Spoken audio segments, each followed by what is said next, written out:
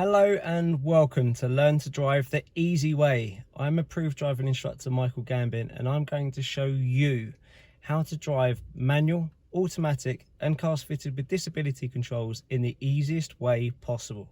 So sit back, relax and enjoy. And remember to hit the subscribe button underneath to see all of our videos.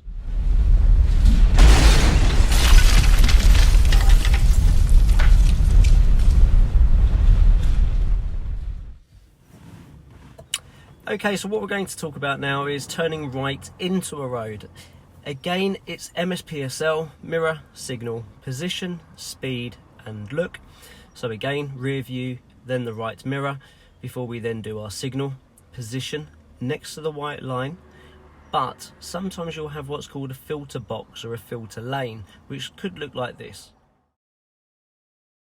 Now, if you do have a filter box or a filter lane, what you want to do is enter into that.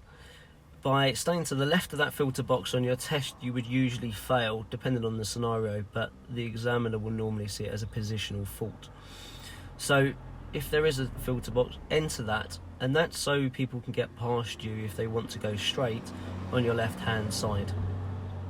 Once you've got your position, again we're going to be slowing the car down using our brakes, and we then really do our look first when we're turning right into a road before we think about the gear. And the reason for that is because when you're turning right, you have to give way to oncoming vehicles, and it's really important that you remember that rule.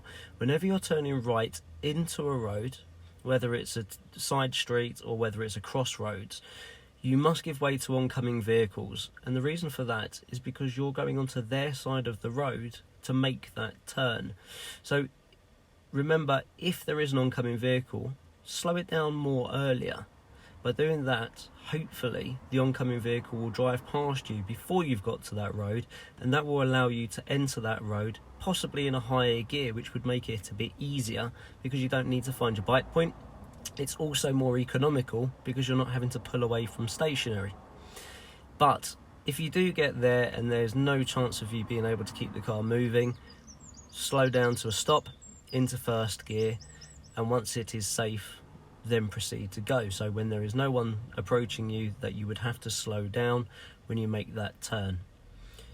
Remember as well, when you do stop for a right turn, keep the wheel straight, and that's for the simple fact, if somebody does crash into the back of you, your wheels are now straight, so therefore you go in a straight line. Whereas if you already have steer preempted, you will now go onto the wrong side of the road with an oncoming vehicle, because you are giving way to them, which would then lead to a head-on accident. So it's really important that you keep the steering wheel straight. Now, your turning point is the same as when you're turning right out of a road, so it's when the front of your car lines up with the middle of the road you're turning into before you start the steer, like in this picture. So I hope this video has helped you so far in understanding what is needed for a right turn into a road, and now I'm going to show you how it's actually done. So mirror, right signal, and I'm going to position next to the white line. Now I can see there's no oncoming vehicles, but there are pedestrians approaching. I'm going to keep it in second gear, hands at the top, looking into my road as I start my steer. And you can see I'm staying on the left hand side of the white line initially.